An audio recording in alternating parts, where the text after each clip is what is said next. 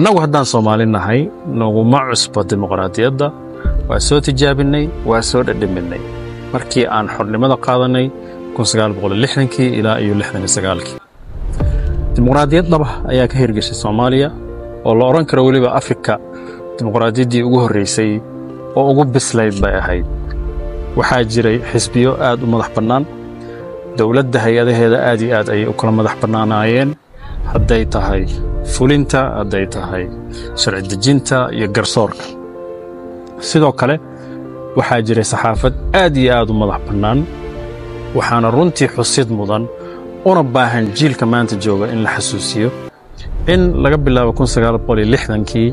ilaa 69kii aysan Soomaaliya ka dhicin in hal qof fikir siyaasadeed dartii loo xiray inaysan dhicin nasiib darro dimuqraadiyadeeni ma aysan sii waarin oo isla markiiba waxaa xukunka la wareegay ciidamada militariga dalka arrin aan Afrika oo dhan la wadaagno oo ku saabsanayd hardankii dagaalka qabo adduunka ka jiray baa arrimahaasna keenay maanta marka intaasoo sano kadib haddaan isweydiino sideen dimuqraadiyad ku gaari karnaa sababtoo ah dimuqraadiyaddu waa un xukun dadka laga qaybgeliyey wada tashi ku dhisan inta dalkeena ku noolna maskaxdooda la ixtiraamayo lagana faa'iideysanayo waa arrinta ugu dhow oo Ilaahay uu yiri wa amruhum shura baynahum system dawli ah systemka ugu dhow bini'aadamku maanta sameeyo arrinta ku saabsan waa midaan dimuqraadiyadda ah hadday noqoto xagga xukuumadda iyo doorashada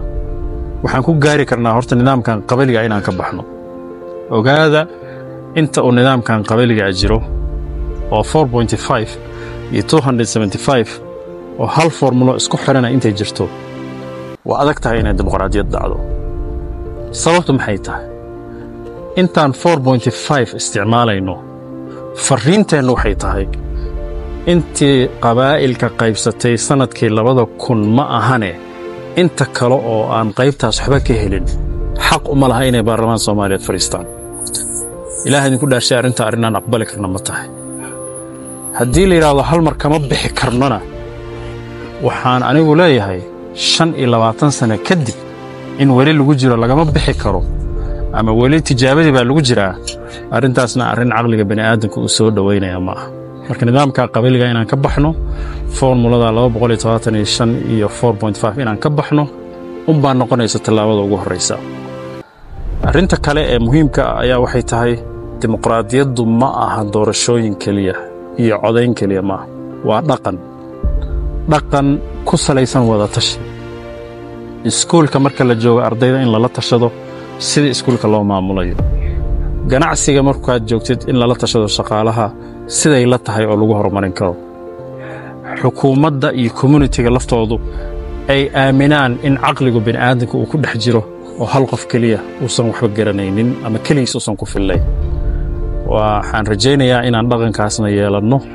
si aan u gaarno xukun aan isku wada ixtiraamayno maskaxdeenna taladeennana ku wada dhisan xorriyad iyo dimuqraadiyadna aan ku gaari karno waa mahadsantihiin